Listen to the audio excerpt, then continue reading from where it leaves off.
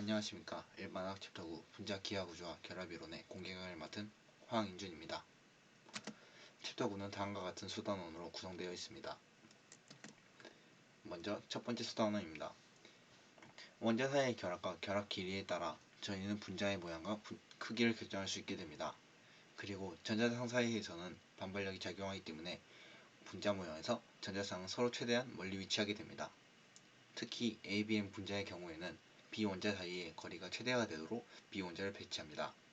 아래에 있는 5개의 그림은 ABN 분자에서 N이 2에서 6까지의 가장 안정한 상태를 나타낸 것입니다. 다음으로는 일렉트론 도메인스에 대해 설명하겠습니다. 일렉트론 도메인스는 스테릭 넘버라고 또 부르며 고온결합에서 두 원자 사이의 전자쌍은 공간을 차지하기 때문에 전자쌍을 일렉트론 도메인스라고 표현하기도 합니다. 그리고 일렉트론 도메인스의 경우에는 고립 전자쌍, 단일 결합, 다중 결합 모두 하나의 일렉트론 도메인스를 형성한다고 봅니다. 예를 들어 여기 있는 AB3 분자의 경우에는 중심 원자 A의 일렉트론 도메인스는 이중결합 하나, 단일 결합 2개, 그리고 고립 전자쌍 한 쌍으로 총 4가 됩니다. 그리고 여기 5종 분자에서는 중심에 위치한 O의 입체수의 경우에는 고립 전자쌍 한 쌍, 단일 결합 하나, 다중 결합 하나로 총 입체수는 3이 됩니다. 다음으로는 VSEPR 모델입니다. VSEPR에서는 주어진 전자 영역 개수에서 그 사이의 반발을 최소화하는 배치를 탐구하게 됩니다. 이 그림은 전자 영역이 2에서 6까지의 분자에서 가장 안정한 모델을 나타내고 있습니다. 으로 분자와 이온의 모양을 예측하는 방법입니다. 첫 번째는 루이스 구조를 그려 전자 영역의 개수를 세는 것입니다. 예를 들어 NH3 분자에서 루이스 구조를 그리면 다음과 같고 중심 원자 N의 입체수의 경우에는 고립 전자쌍 한 쌍, 그리고 단일 결합 3개로 총 4가 됩니다.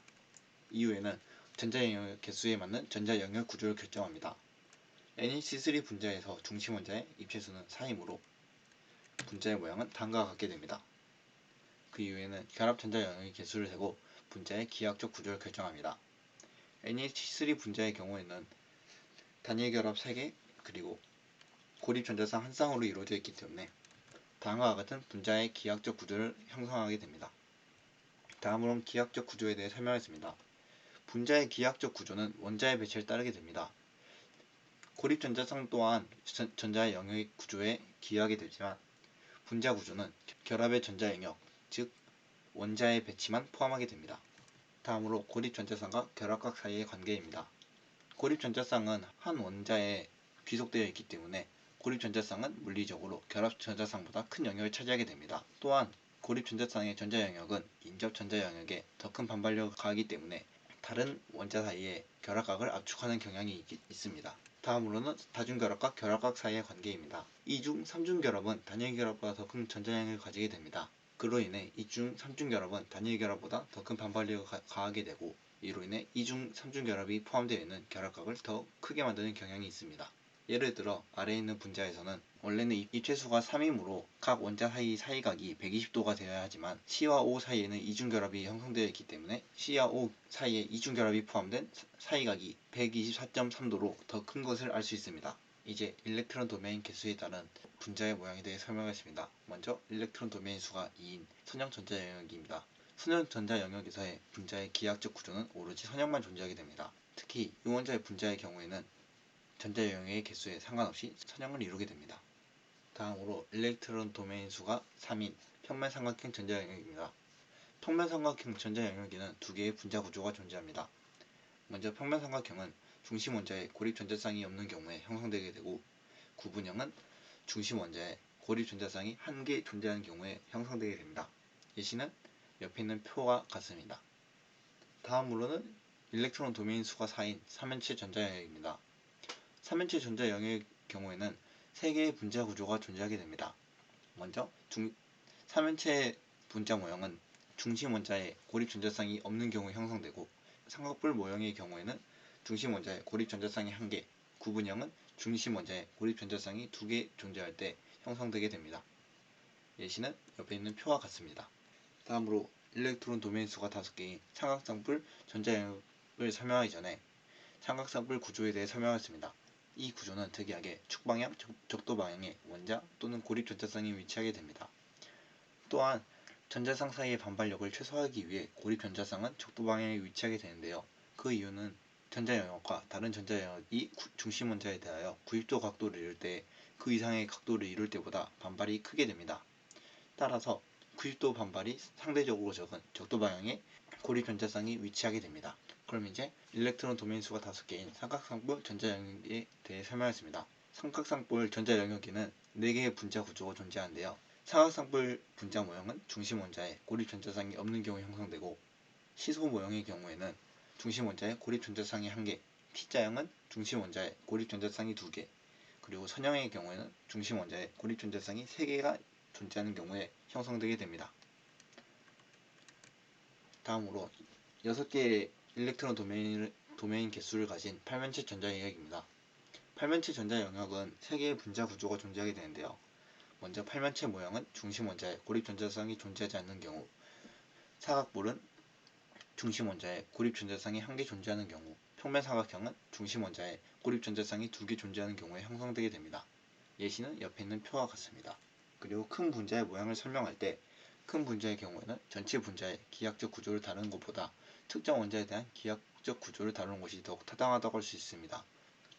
예를 들어 C2H4, O2 분자의 경우에는 이 분자의 전체 기하학적 구조를 한 번에 다루는 것보다 옆에 있는 그림과 같이 세 부분으로 쪼개 각각의 일렉트론 도메인의 개수를 구하고 그에 따라 분자 모형을 결정하는 것이 더욱 타당하다고 할 수 있습니다. 이제 분자의 모형과 분자의 극성에 대해 설명하겠습니다. 먼저 분자의 쌍극자 모멘트입니다. 분자의 쌍극자 모멘트는 각 결합의 극성과 분자의 구조에 의해서 결정되게 됩니다. 그리고 분자의 쌍극자 모멘트를 구하는 방법은 결합 쌍극자의 벡터의 합이 됩니다. 그리고 이제 분자의 극성을 결정하는 방법에 대해서 알아볼 건데요. 먼저 이온이 아닌 분자 중에서 극성 결합을 가지는가에 대한 질문에서 극성 결합이 없다면 무극성 분자가 되고, 만약에 있다면 다음 질문으로 넘어가서 판별하게 됩니다.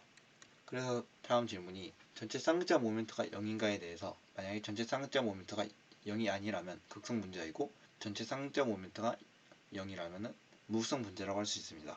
다음으로 고온결합과 오비탈 겹침에 대해 설명하겠습니다. 먼저 원자과 전자 이론에 따르면 결합 전자쌍은 원자 사이에 집중되어 있으며 고온결합은 인접한 두 원자의 오비탈이 겹칠 때 형성되게 됩니다. 그리고 이때 오비탈 사이 공유되는 공간을 오비탈 겹침이라고 합니다. 그리고 오비탈이 겹친 공간인 오비탈 겹침에는 스핀이 반대 방향인 두 전자가 존재하게 됩니다. 그리고 이때 증가한 겹침은 같은 전원 사이의 반발과 전자와 핵 사이의 인력이 균형에 도달할 때까지 원자를 합치게 됩니다. 하지만 원자는 핵 간의 반발력 때문에 너무 가깝게 존재할 수 없기 때문에 일정 거리를 유지하게 됩니다. 다음으로 혼성 오비탈입니다. 이전에 저희가 얘기하였던 VS EPR 모델은 분자의 모형을 잘 예측하지만 원자 오비탈의 채워짐과 모형에 대한 명확한 관계를 알지 못했습니다. 예를 들어 H2O에서 산소는 1s2, 2s2, EP4의 전자 배치를 가지게 됩니다. 따라서 H2에서 O는 EP 오비탈의 전자가 채워지게 될 텐데, 어째서 H2는 104.5도의 사이각을 가지는지를 VS EPR 모델에서는 설명하지 못했습니다. 그래서 증대한 것이 혼성 오비탈인데요. 혼성 오비탈은 동일한 에너지의 오비탈을 만들기 위해서 전자 오비탈이 섞임으로써 형성되게 됩니다. 이 과정은 혼성화라고 불리고, 만약 두 개의 오비탈이 섞이면 두 개의 혼성 오비탈이 생기게 됩니다. 그리고 만약 세 개의 오비탈이 섞인다면 세 개의 혼성 오비탈이 생기죠. 그럼 이제 혼성 오비탈의 종류에 대해 얘기하겠습니다. 먼저 sp 오비탈입니다. sp 오비탈은 s 오비탈과 p 오비탈을 섞어 두 개의 대전된 오비탈을 형성할 때 생기게 됩니다. sp 오비탈은 s 오비탈과 p 오비탈을 섞어 형성되게 됩니다. sp 혼성 오비탈은 p 오비탈과 같이 두 개의 돌출부를 가지게 되는데요. 돌출부 중 하나는 s 오비탈처럼 더 크고 둥근 형태를 띠게 됩니다. 그리고 sp 오비탈 두 개는 모양이 동일하지만 각각의 더 큰 돌출부가 반대 방향에 위치합니다.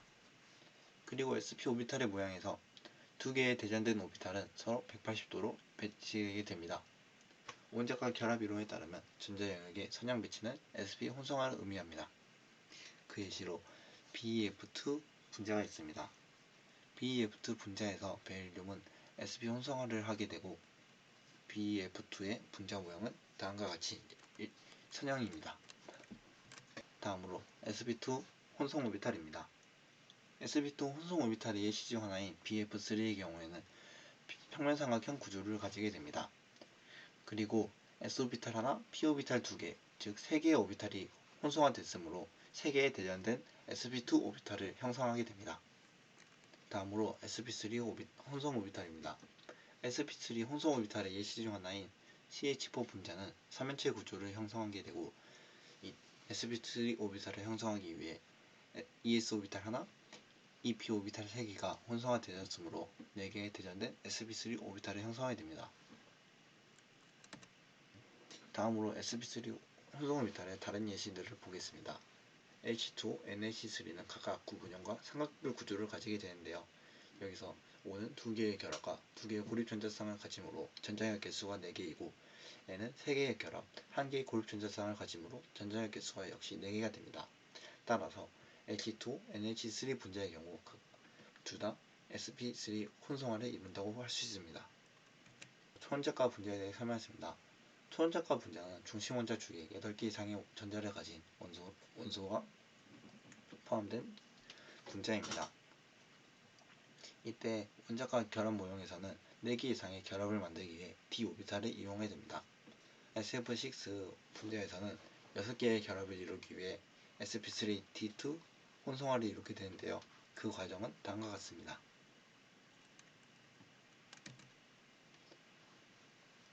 다음으로는 결합에서 혼성 오비탈을 나타내는 방법에 대해 알아보겠습니다. 먼저 저희가 전자 영역 구조를 한다면 원자의 혼성화 상태를 알 수 있게 되는데요. 먼저 루이스 구조를 그립니다. 그리고 루이스 구조를 통해 전자 영역 개수를 파악하여 VS-EPR 모형을 이용해 전자 영역 구조를 결정하게 됩니다.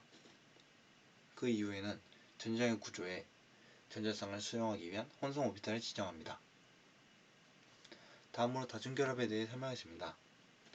먼저 결합에는 시그마 결합과 파이 결합이 존재하는데요. 먼저 시그마 결합은 결합에 참여하는 두 원자가 그 핵을 이루는 결합축을 따라 오비탈이 겹쳐져 형성된 결합을 의미합니다. 다음으로 파이 결합은 결합 전자에 의한 전자 구름이 분자축에 대하여 직각으로 분포하고 있는 결합을 의미합니다. 각각의 모양은 다음과 같습니다. 그리고 다중결합을 형성할 때 단일 결합은 항상 시그마 결합으로만 구성되지만 다중결합은 시그마 결합을 하나를 가지고 그 외의 결합은 모두 파이 결합으로 구성됩니다. 예를 들어 H2 분자는 단일 결합으로 구성되어 있으므로 하나의 시그마 결합만을 가지고 C2H4 분자의 경우에는 이중 결합을 가지므로 하나의 시그마 본드와 하나의 파이 본드를 가지게 됩니다. 그리고 N2 분자의 경우에는 3중 결합이므로 하나의 시그마 본드와 2개의 파이 본드를 가지게 됩니다. 그리고 그 예시로 이중 결합을 이루는 C2H4 분자를 가져왔습니다. C2H4 분자는 루이스 구조를 그리면 다음과 같습니다. 루이스 구조에서 단일 결합 2개, 이중 결합 하나를 이루고 있으므로 총 입체 일렉트로 도메인의 개수는 3개이고 따라서 sp2 하이브리드 오비탈을 가진다고 할 수 있습니다. 그리고 이때 C 사이에는 이중 결합이 형성되므로 먼저 하나의 시그마 본드가 형성된 후 이후에 하나의 파이 본드가 형성되게 됩니다. 다음으로는 편제된 전자 그리고 비편제된 전자의 개념에 대해 설명하겠습니다. 먼저 결합 전자, 즉 시그마와 파이 결합에 존재하는 전자는 편제되어 있습니다. 하지만 공명 분자에서 파이 결합 전자는 비편제된 전자라고 불리는데요. 예를 들어 벤제에서의 공명 구조를 보자면 벤제는 각 탄소 원자당 하나의 파이 결합을 지니게 됩니다. 하지만 벤젠에는 그림과 같이 두 개의 공명 구조를 형성하게 됩니다. 따라서 파이 결합을 형성하는 전자는 정확히 어떤 위치에 존재하는지를 편제할 수 없고 때문에 비편제된 전자라고 불리게 됩니다. 분자 오비탈에 대해 설명하겠습니다. 먼저 분자 오비탈을 설명하기 위해 전자의 파동 성질은 분자에 존재하는 전자의 에너지를 묘사하는 데 이용되게 됩니다. 그리고 분자 오비탈의 특징으로는 5오비탈당 최대 전자는 2개가 존재할 수 있고 같은 오비탈의 전자는 반대 방향으로 회전되게 됩니다. 즉 파울리 베타 원리를 따릅니다. 그리고 오비탈의 에너지가 확실하고 등 고선도에 의해 가시화된 전자 밀도를 지니게 됩니다. 다음으로 분자 오비탈 이론, 즉 MO 티어리에 대해 설명하겠습니다. 분자 오비탈 이론에서 우리는 전자의 파동성을 적용하게 됩니다. 그리고 파동이 보강 간섭을 할 때 생성되는 오비탈의 에너지는 낮고 이를 결합성 분자 오비탈이라고 부르게 됩니다. 반대로 파동이 상세 결합을 할 때 생성되는 오비탈의 에너지는 상대적으로 높고 이를 반결합성 분자 오비탈이라고 부릅니다. 그리고 오비탈이 직접 겹칠 때마다 결합성, 반결합성 분자 오비탈을 형성하게 되고 이를 시그마 분자 오비탈이라고 부르게 됩니다. 그리고 이때 반결합성 분자 오비탈을 구분하기 위해 반결합성 분자 오비탈에는 별표를 붙이게 됩니다. 다음으로 MO 다이아그램입니다. 에너지 준위 도표 또는 MO 다이아그램이라고 불리는 이 그림은 원자 오비탈이 어떻게 결합하여 분자 오비탈을 형성하게 되는지를 보여줍니다. 그 예시로 H2 분자에서 두 개의 전자는 상대적으로 에너지가 낮은 결합성 분자 오비탈에 위치하게 됩니다. 따라서 H2의 전자 배치는 시그마 1s 분자 오비탈에 두 개의 전자가 위치하게 됩니다. 다음으로 결합 차수를 구하는 방법은 결합성 분자 오비탈에 존재하는 전자 개수에서 반결합성 분자 오비탈에 존재하는 전자 개수를 뺀 후 2분의 1을 곱하면 구할 수 있습니다. 그리고 마지막으로 이주기 이원자 분자의 결합에 대해 설명하겠습니다. 먼저 분자 오비탈의 형성을 위한 지침 원리에 대해 설명드리겠습니다. 분자 오비탈은 원자 오비탈의 개수와 동일하게 형성되고 원자 오비탈은 비슷한 에너지의 원자 오비탈과 결합하여 분자 오비탈을 형성하게 됩니다. 그리고 원자 오비탈이 많이 겹칠수록 결합성 분자 오비탈의 에너지는 낮아지고 반결합성 분자 오비탈의 에너지는 높아지게 됩니다. 그리고 각 분자 오비탈은 파울리 베타 원리와 훈트 규칙을 따르게 됩니다. 분자 오비탈에서 sp 오비탈을 가진 원자는 두 종류의 상호작용이 존재하게 되는데요. 먼저 시그마 분자 오비탈의 경우에는 각각 마주보는 s 또는 p 오비탈과 겹침으로써 형성되게 됩니다. 그리고 es, epz 오비탈에 의해 형성되는 오비탈은 다음과 같습니다. 그리고 파이 분자 오비탈의 경우에는 epz를 제외한 다른 p 오비탈끼리 겹쳤을 때 형성되게 되고 epx, epy 오비탈에 의해 형성되는 분자 오비탈은 다음과 같습니다. 그리고 이 주기 p 블럭 원소에 대한 분자 오비탈 다이아그램인데요. 시그마 분자 오비탈은 s와 pz 원자 오비탈로 형성되게 됩니다. 그리고 파이 분자 오비탈은 px, py 원자 오비탈로 형성되게 되는데 pz 오비탈 간의 결합이 px 또는 py 간의 결합보다 강하기 때문에 결합성 시그마 분자 오비탈의 에너지가 상대적으로 낮고 반결합성 시그마 분자 오비탈의 에너지가 높아지게 됩니다. 옆에 그림의 MO 다이아그램의 경우에는 O2, N2, F2와 같은 분자에서 이런 MO 다이아그램을 나타내게 됩니다. 그런데 S와 P 오비탈 간의 상호작용으로 인해 이 순서가 바뀌는 경우가 있는데요. 몇몇 경우 P 오비탈이 PX, PY 오비탈보다 PZ 오비탈과 상호작용하게 됨으로써 시그마 ES 오비탈과 시그마 EP 오비탈 사이의 에너지 차이를 증가시키게 됩니다. 이로 인해 시그마 ES 오비탈의 에너지는 감소하고 시그마 EP 오비탈의 에너지는 증가하면서 시그마 분자 오비탈과 파이 분자 오비탈의 순서를 변경하게 됩니다. 이런 현상은 O2, F2, Ne2 분자에 비해 B2, C2, N2 분자에서 발생하게 됩니다. 먼저 상대성을 띠는 분자는 홀전자를 가지고 있는 분자이고 자기장에 끌리게 됩니다. 그리고 반자성을 가지고 있는 분자는 홀전자가 없고 그리고 자기장에 의해 약하게 반발하는 현상을 띠게 됩니다. 이상 일반화학 챕터 9 공개 강의를 맡은 황인준이었습니다. 감사합니다.